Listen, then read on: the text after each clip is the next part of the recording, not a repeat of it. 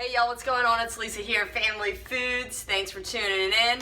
This is the last recipe that I'll be making. I apologize I couldn't get it on yesterday. My phone, I think I blew up the system with too many videos. But anyways, we're going to be making the coconut veggie stew. And it's going to be really delicious, so I'm excited to make this. So we're going to put it in the Instant Pot as well. I love this guy because it kind of steams everything, so it's a great way to cook things healthy because I don't have any oil or any butter or anything like that. But of course you could always do this on the stove. So basically I'm going to be adding everything to that. So I just went ahead and I cut up the carrots, shredded the collards, I minced up the ginger and the Fresno chili. So that's all going to go in there.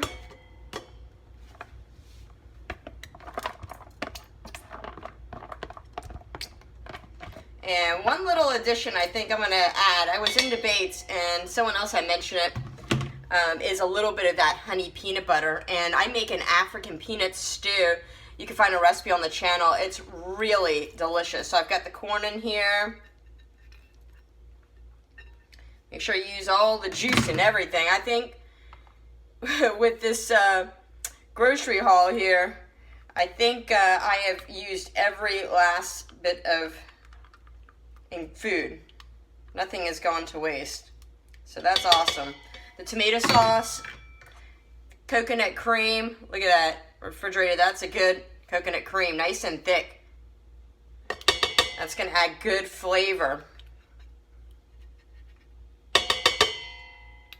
And then lastly, I think I'm going to add a little bit of this peanut butter.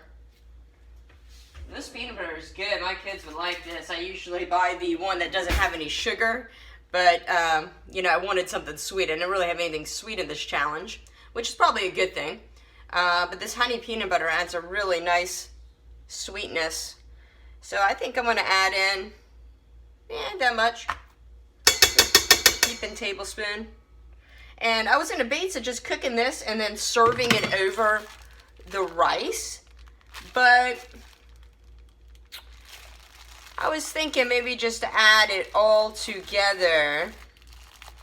The problem is sometimes the Instant Pot gets sensitive when there's not a whole lot of liquid. But you know what? Let's go for it. Let's take a chance. So I'm going to dump this rice in. I'm just going to make a one-pot dish. I love one-pot dishes because I only cook that rice about 80%. So this will be good. The rice will kind of soak up the flavors, and I can actually add a little bit of liquid to this because the peanut butter and that coconut cream and the tomato sauce are going to really make this dish tasty. And I'm probably going to need to add salt and pepper. I forgot to grab that. So here's that. I'm going to add a little bit of water. Get some water here. So probably added a half cup. I'm going to add a little bit of more water. So about a cup of water I'm adding. And then I'm just going to put a little bit of salt and pepper in here. And I'm going to pressure cook this for probably 5 minutes. So I'll show you when it's done. And make sure to stick around too. I'm going to do I'm going to show you guys the refrigerator and the freezer because last night I went ahead and just portioned out everything. And I'll show you what all that looks like in a second. Well, the stew is cooking. I just want to show you guys this whole shelf here is the food that I made yesterday that I portioned out and froze. So much of it can be frozen. And I like that better because I want to just be able to pick and choose what I want to eat for the day. I don't want to have to eat the same thing, breakfast, lunch, and dinner. Have it sitting in my fridge and eat something that's 7 days old. So I froze most of everything, and it's very easy to pull it out that day and just let it defrost.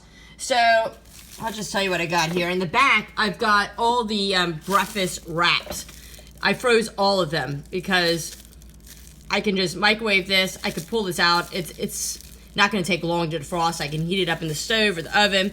So I froze all the wraps. I've got half of the kind of crepes, the corn cakes that I made. I froze half of them.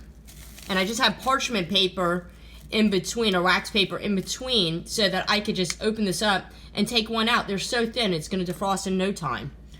I froze a bunch of the soup. This is the carrot ginger and the taco soup.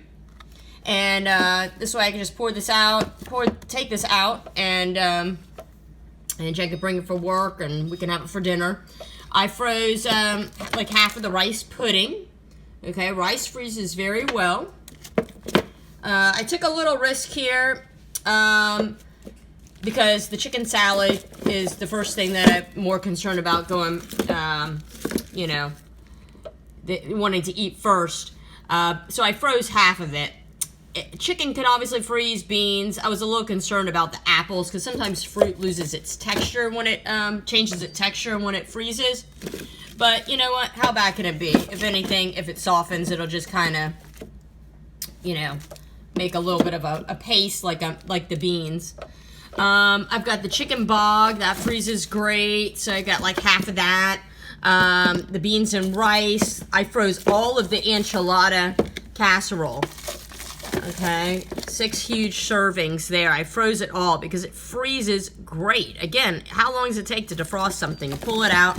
That way I can decide what we want to have for dinner.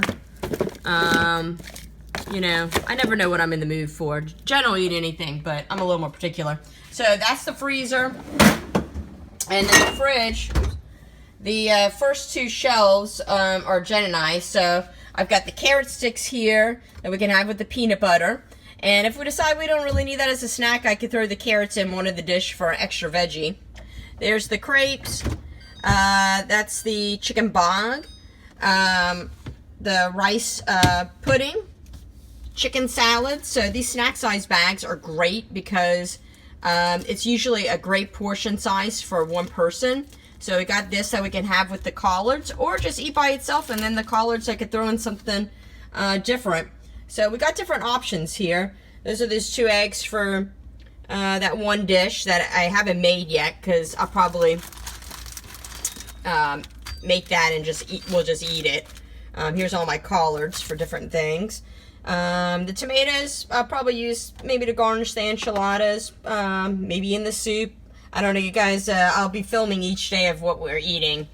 That's the carrot ginger soup, and here is the taco soup. So that's that. Well, the stew just came out, and it is good, guys. Look at that.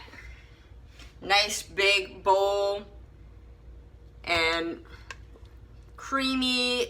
It's got a really good flavor, and look how pretty the colors too. So I can tell you right now, I'm thinking this is probably, it's a good amount of food. This is definitely dinner for Jen and I, and at least a lunch for the next day.